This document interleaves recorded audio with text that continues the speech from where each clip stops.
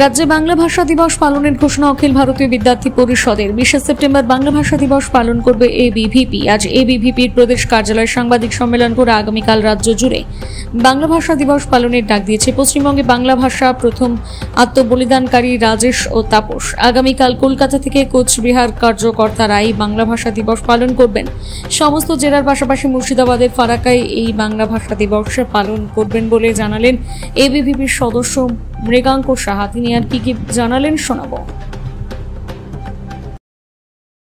আমরা প্রত্যেকেই জানি রাজেশ তাপসের কথা।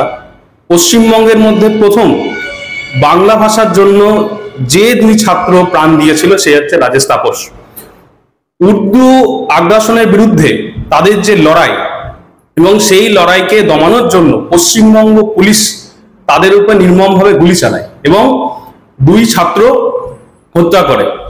এই পশ্চিমবঙ্গের বর্তমান শাসক দল যে বাঙালির আবেগ নিয়ে আন্দোলন করছে, বাঙালি ভাবেগ নিয়ে যে তারা চেষ্টা করছে মানুষের মন জয় করা, কিন্তু তারা রাজেশ তাপসের কথা মানুষের মন থেকে ভুলিয়ে দেওয়ার চেষ্টা করছে বারংবার।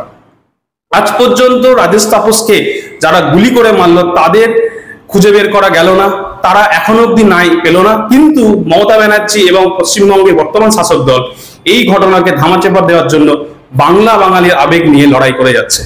আমরা প্রত্যেকবার, এবছর শুধু নয় প্রত্যেক বছরই আমরা 20 সেপ্টেম্বর বাংলা ভাষা দিবস হিসাবে পালন করি।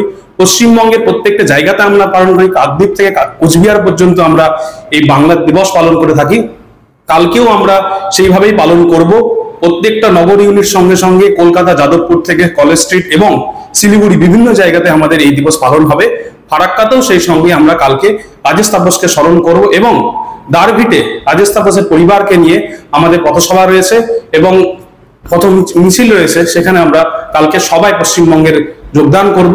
এর সাথে সাথে আমরা এটাই বলতে চাই, রাজেশ তাপসকে যারা হত্যা করেছে তারা বিচার পাক এবং মমতা ব্যানার্জির এই মানুষ দেখানো যে বাংলা ভাষার প্রতি আবেগ, এই আন্দোলন যে উনি দেখাতে চাইছে, তখনই প্রমাণ হবে যদি রাজেশ তাপসের এই যে আত্মবলিদানের সম্মান যদি তারা পায়। আমার নাম মৃগাঙ্ক সাহা, এনইসি মেম্বার।